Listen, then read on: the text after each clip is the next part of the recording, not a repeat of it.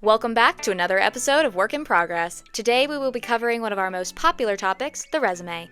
Let's get into some tips and tricks on how to make sure that your resume stands out and gets you through the door. A resume is a formal document that details your professional experiences as well as your education and skills that best represent you to an employer. The goal of a resume is to get you through the door and into an interview. While there's no 100% right way to write a resume, there are ways to help you clearly and accurately describe yourself to an employer, and to also make sure that it gets you through those applicant tracking systems that might be reviewing your resume. We recommend using Google or Word to create your document for your resume, and we strongly encourage that you do not use a template, column, graph, or image. The reason why we recommend this is that a majority of companies are using applicant tracking systems, or AI systems, to review your resume before it ever gets in front of a real person. Applicant tracking systems get incredibly confused by columns, tables, graphs, any of those things, and so if your resume has them, it's likely going to kick it out of the system. In order to avoid that, we recommend just opening up a blank document and just start typing.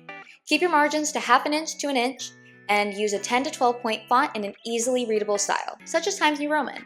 We also recommend making sure that your document stays consistent throughout the entire time. Undergraduate students, make sure to keep your resume to about 1 page, and graduate students, you can start going into 2 pages.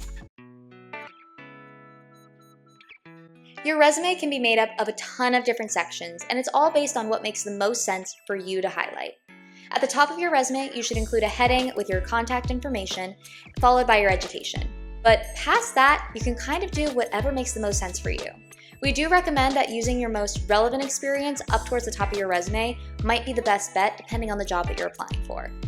With that being said, the other sections that you can include are work experience, leadership or volunteer experience, skills, projects, publications, and so many more.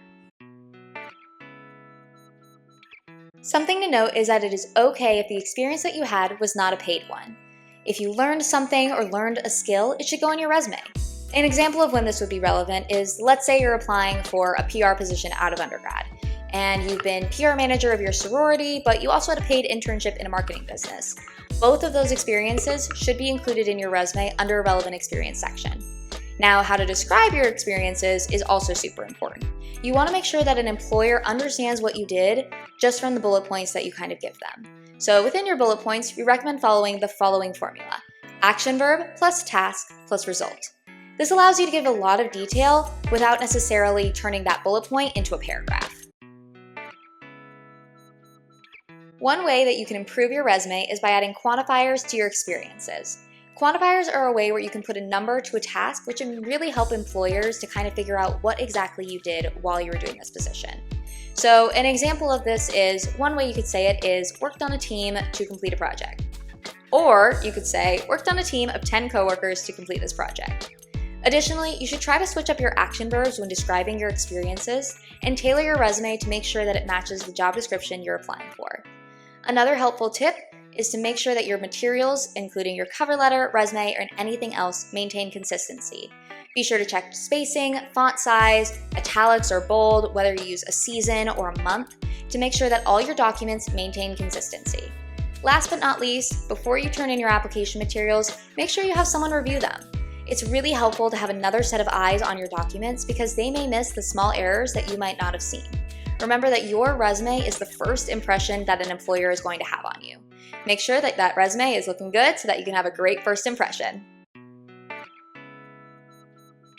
If you have any additional resume questions, be sure to sign up for an appointment with the Career Center, or you can stop by drop-ins any Monday through Friday from 1:30 to 3:30 in the Learning Commons in the library. We hope this video helps you get ready to work on your resume.